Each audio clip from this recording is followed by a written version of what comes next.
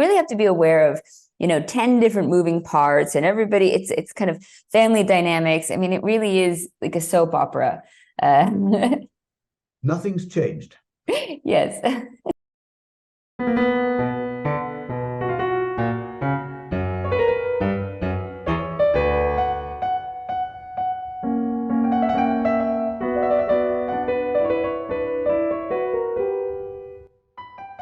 In the boom time of Roman Britain, 3rd century AD, one Roman emperor made his mark on the chaotic island before he was cancelled in his own time and afterwards.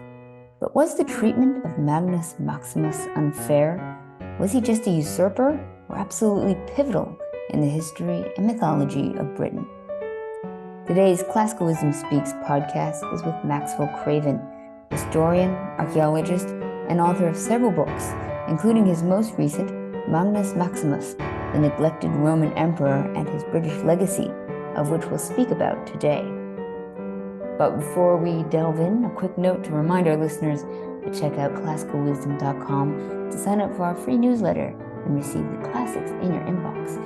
You can also become a member to unlock all our resources. Simply go to classicalwisdom.com to find out more. Now, let's see if we can discover the true history of Magnus Maximus. Well, thank you, Max, so much for joining me today. We're going to be talking about your most recent book, Magnus Maximus, the Neglected Roman Emperor and His British Legacy, which I think is a great title for us to begin with. But I think before we start, I'd love to kind of set the scene, so to speak, and kind of get the historical backdrop of which this biography takes place. So what was Roman Britain like at this time? Well, we're talking about the 4th century. So Rome had been there a long time. And it was a boom time, strangely, in the 4th century. There were new villas being expanded, and things were, for the first 3/4 of the century, things were going pretty well. And Rome had created an orderly, largely urban society. People worked for money, paid taxes, and in return were protected by the rule of law, and if trouble broke out, hopefully by the army. And on the fringes of Britain, on the frontiers, in the southwest, the west, and the north, they weren't so heavily Romanized. So by the 4th century, although they were peaceful, the garrisons that had stood over them for couple of centuries were withdrawn, and Scotland was never fully conquered, of course, and but nobody believed there was a Roman presence really west of the Tamar or in Pembrokeshire. But recently, Roman roads and forts have been identified by LiDAR and aerial reconnaissance in both parts of the world. So we know the Romans had got to most of the extremities. Yet the north was always sort of turbulent. By the later 3rd century, you got pirate raids, mainly Germanic, causing problems. Lack of attention from Rome in the chaotic 3rd century meant that occasionally unauthorized action was taken, like the rise of the Gallic Empire from 260 to 274, and perhaps taking a cue from Clodius Albinus, who tried to mix it with Septimius Severus earlier on. You've got people taking charge, like Carausius under Diocletian, and Constantine I was basically a usurping emperor at York in 306. There was Magnentius and Decentius usurping in the west because of troubles elsewhere in 350. There were a shadowy pair called Carausius II and Genkeris in the wake of the fall of Magnentius, and there was a chap called Valentine who was somewhere involved in something called the Barbarian Conspiracy in 367. So a lot of things were going on, and they break down to law and order in previously safe areas, and that was what the problem was, I think. The overall effect really was to generate a sense of complete insecurity in some lowland parts of Britain where they hadn't known insecurity.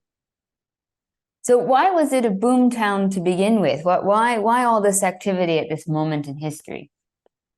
Well, I'm not actually sure that I can answer that. It's something that it's a strange phenomenon, because after the 3rd century, where things were not going too well throughout the empire, you suddenly find things are taking off again. especially particularly in Britain. But I think it's a result of the settlement brought about by Diocletian in 284, when he ended the years of chaos, and imposed a financial and a settlement and a settlement of governance, the Tetrarchy, and then Constantine I taking over and establishing himself eventually as sole ruler. I think it brought a huge amount of stability, and things naturally flowed from there. I think it's always a healthy reminder that history does not flow in a straight line, that, you can have downs and ups, and in this whole trend of the end of the Roman Empire, that there's these points in different places in the geography that are doing well. I mean, it's a very interesting insight. Yes, I think you're absolutely right there.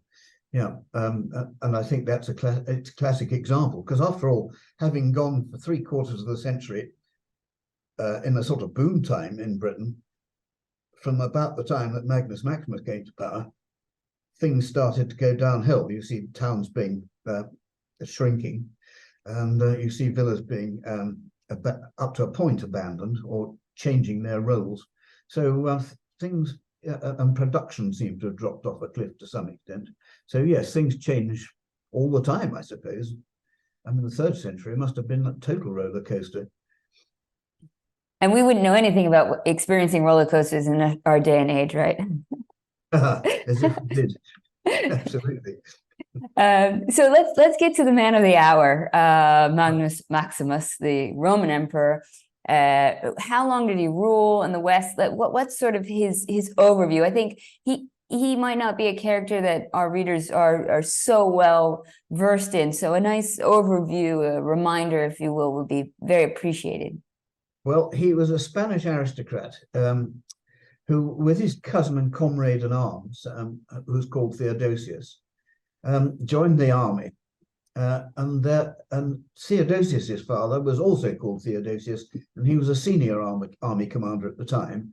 And they appear to have joined as military tribunes, as junior officers, and probably fought in Germany under the elder Theodosius. And then when there was this barbarian conspiracy in 367, after a lot of hesitation, the Emperor Valentinian sent the elder Theodosius, the father, across to Britain. And his son Theodosius went with him as a middle-ranking officer, and we know that Magnus Maximus went as well. And they sorted out this rebellion, which took quite some time. There was some kind of mutiny, which I associate with a man called Valentine, who was in exile in Britain for being a naughty boy elsewhere. And eventually they sorted everything out.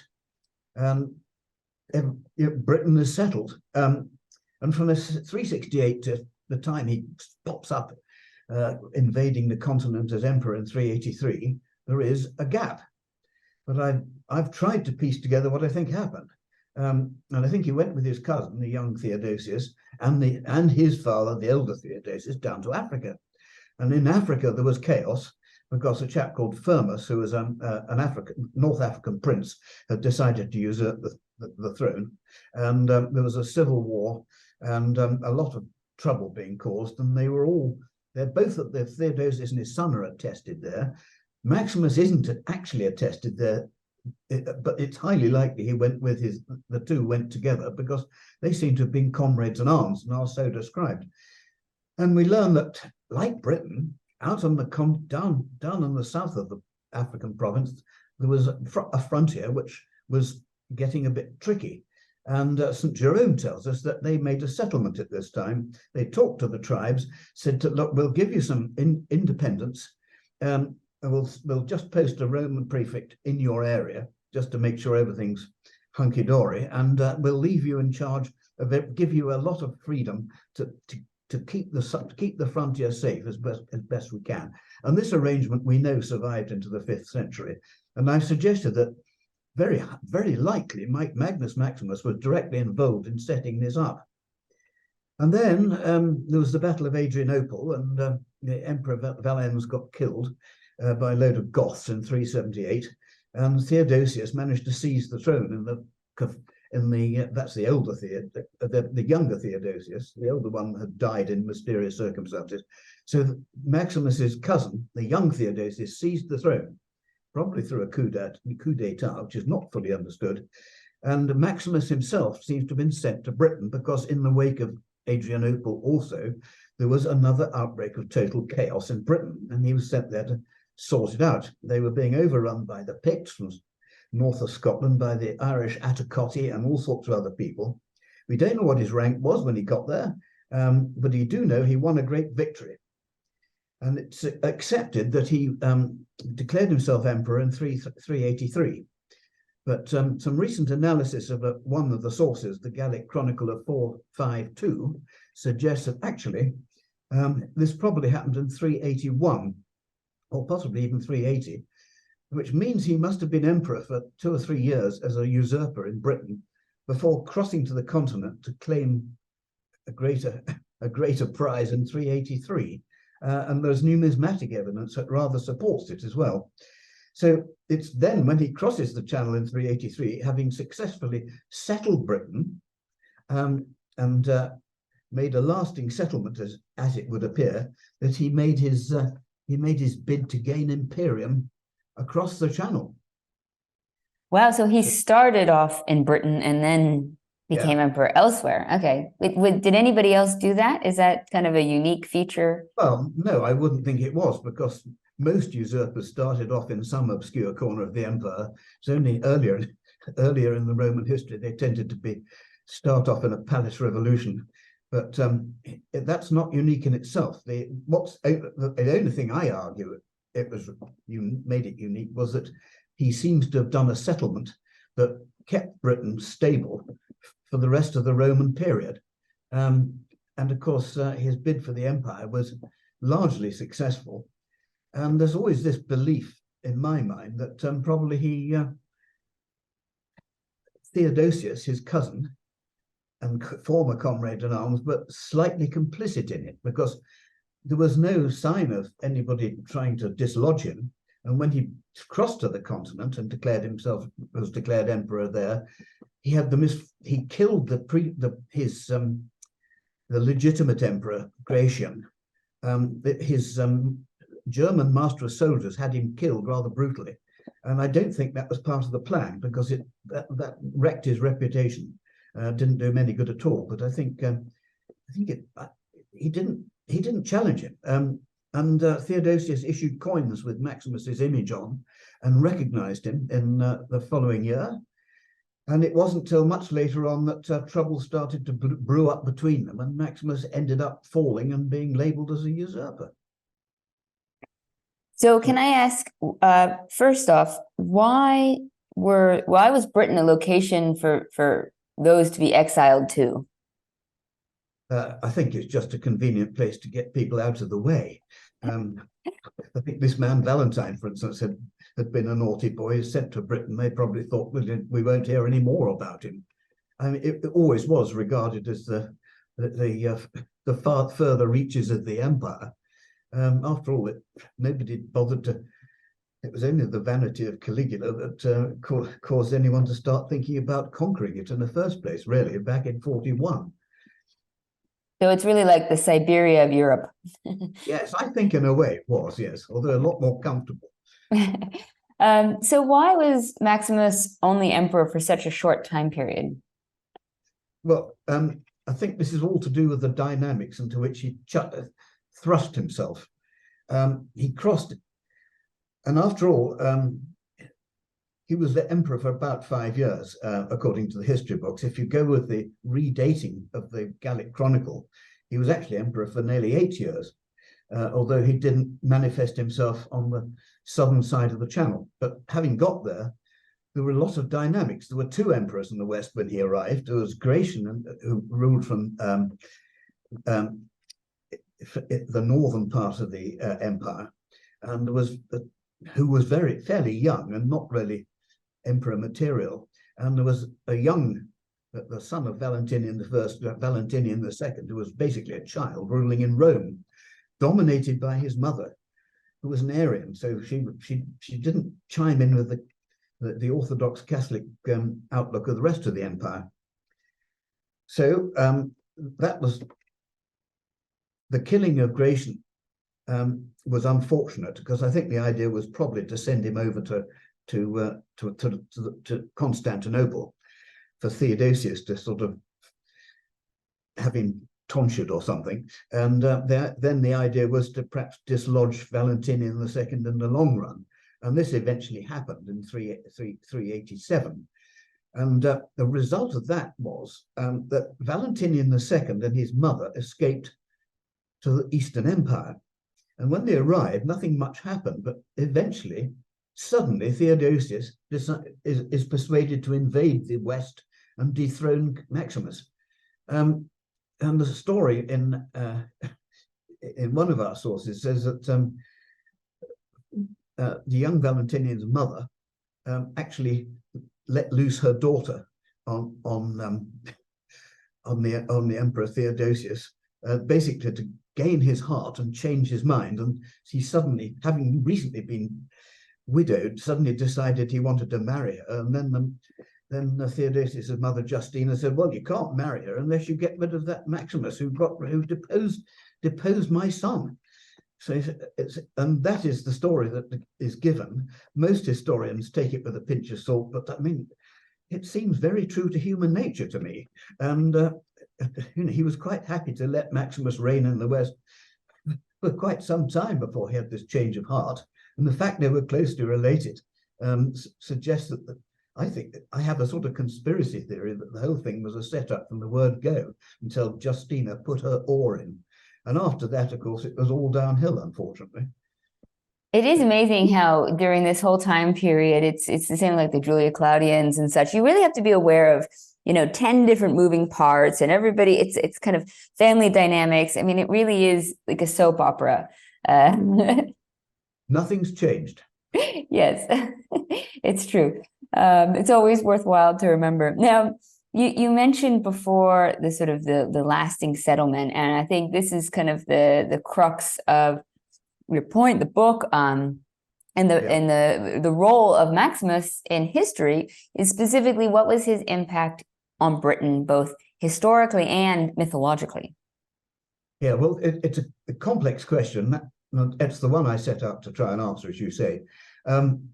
My suggestion is that when he went to Britain after the Battle of Adrianople, he spent a lot of time revisiting the frontier Britons that he'd known from the settlement after the barbarian conspiracy of nearly 20 years before, and got to know them and decided to arrange a treaty or a settlement with them all in the south, possibly in the southwest, certainly in Wales, in northern England, so that they got a good deal of total autonomy with under Roman supervision, and looked after their own affairs on behalf of Rome, which is an old Roman trope, really, when you think of the settlement of all the Hellenistic kingdoms of the Eastern Empire much earlier on in the history of the empire. And that is what I've suggested he did. I mean, it's been suggested that that would have been done in 367 after the barbarian conspiracy, but plainly they didn't do anything as effective as that, because there was another outbreak in 379 or whenever it was. So I think I believe that's what he did. He set them all up as semi-autonomous entities under Roman supervision, and they were quite happy with that. And in fact, apart from a mention in the panegyric to Stilicho in 402, much later on, which speaks of a British uprising, there is no hint of any problems like the ones Maximus faced in 380 odd recurring. And even the mention in the panegyric is probably a bit of flattery. In the same way that the barbarian conspiracy was probably over-egged considerably by Ammianus Marcellinus in order to flatter the Emperor Theodosius. So that's what I think happened. And he also, I suspect also he did a lot of reinforcing of the coast. I think some of the Saxon shore forts were strengthened. The garrisons had been withdrawn from places like Wales and some of the northern England ones. And I think he did a lot of rebuilding of defences against the Irish, especially in Cardiff Castle, which was a Saxon shore fort. I think he suggested he did a rebuild there. He rebuilt Saguntium, which is Carnarvon, a possible signal tower on the coast just southwest of Carnarvon, a small fort at Carnegie at Holyhead, which was basically the place of access to Ireland, which is still there, and a tower on the Holyhead Mountain, which is probably another signal tower, a line of signal towers along the northeast coast of what is now England. Those are the physical things I think he did. So this is the settlement I think he put in place, and I think everything else follows from that. He's got this mythological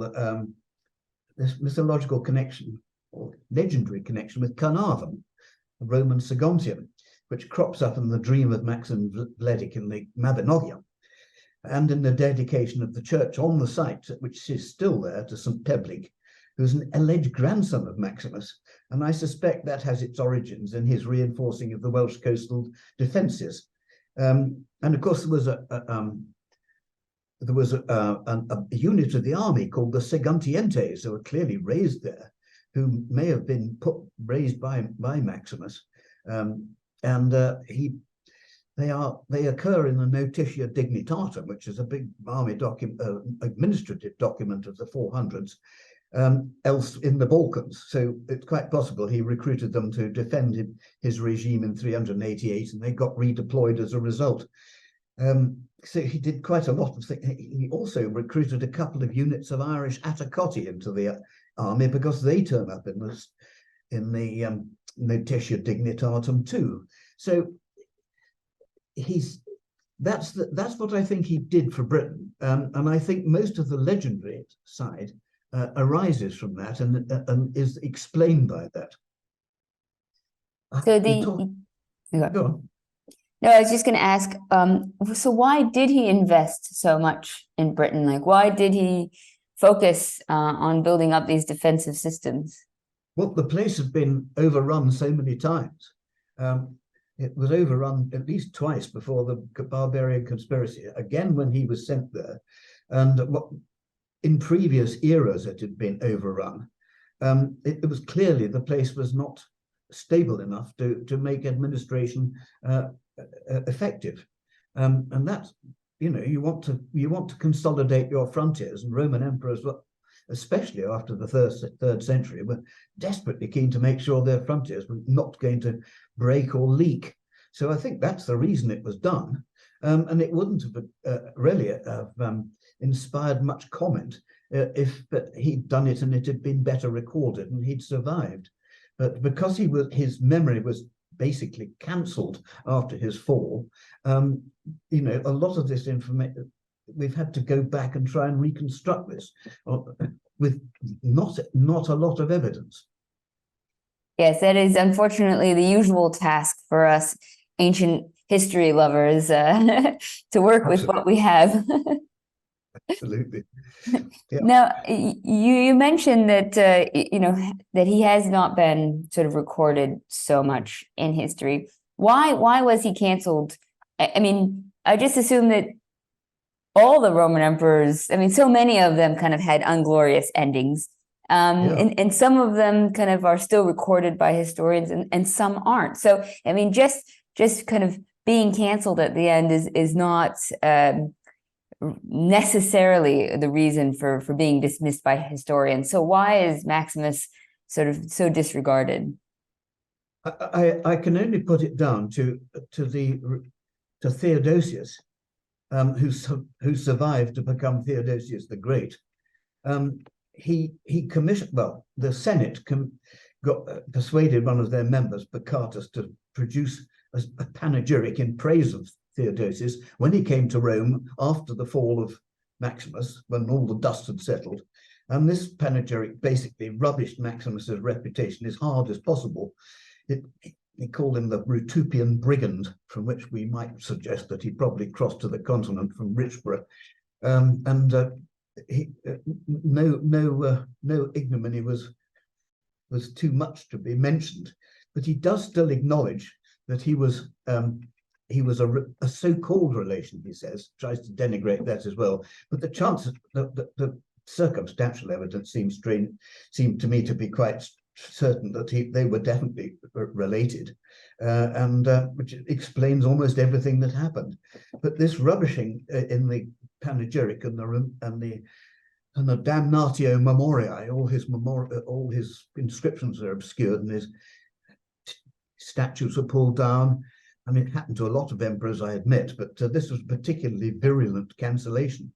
It must have been uncomfortable for some of the Senate because they supported his arrival in Rome and the removal of the Arian Dowager Empress Justina.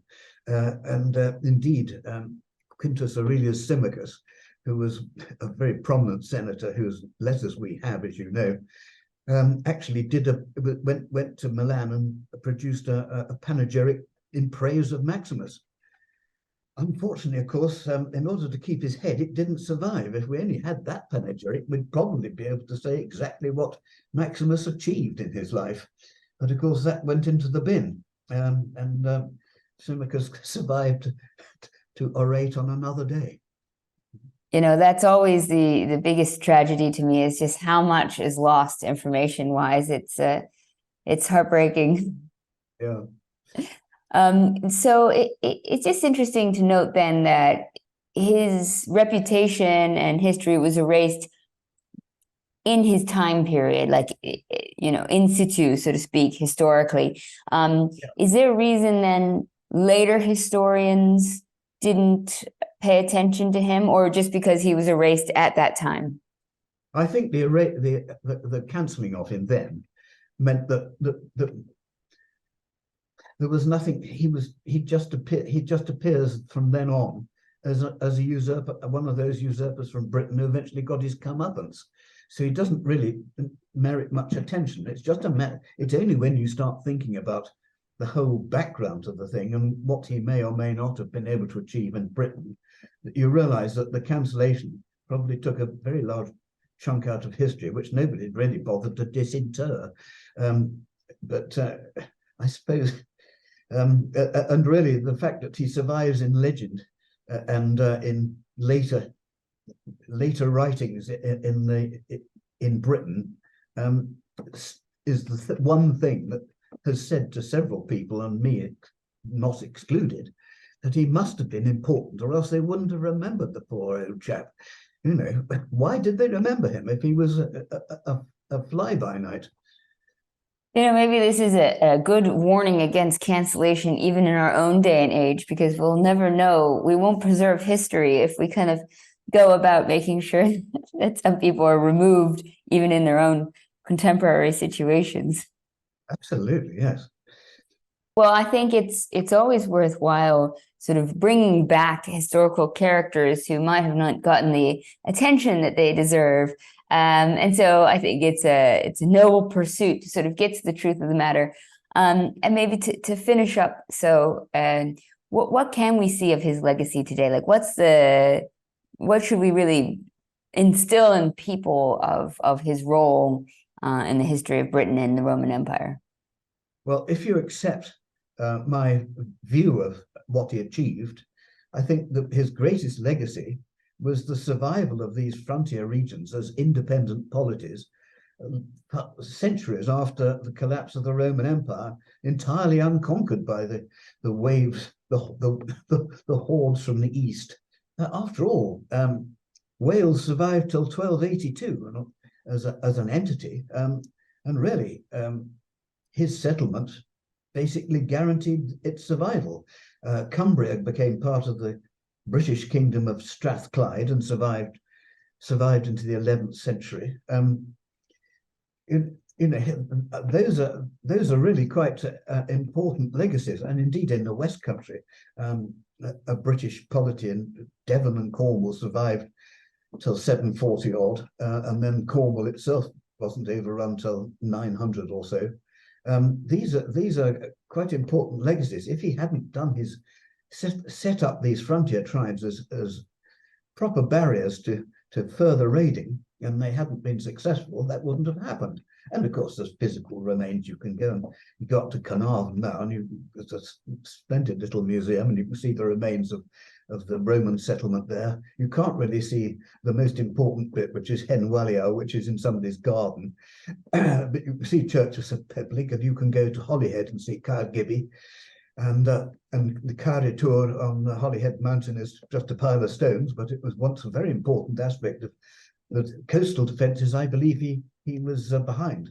And if you want to go to Cardiff Castle, well, that's terribly impressive, albeit that it was restored by the Marquis of Bute to full height 100 years ago. But nevertheless, it's that there are bits of legacy everywhere. And of course, if you go metal detecting, the chances are you'll find some of his coins, including some from the London Mint that some numismatists think he issued after he first crushed the Picts and the Scots, and somewhere around 380, when he probably first took the throne, rather than later on, as was previously thought. So there's a lot of legacy about.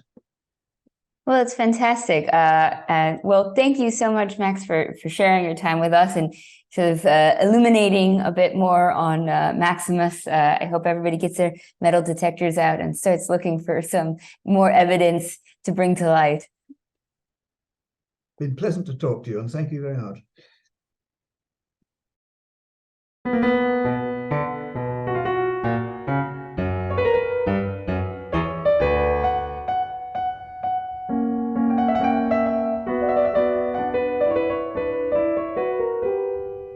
Thank you for listening to Classical Wisdom Speaks, a podcast dedicated to bringing ancient wisdom to modern minds.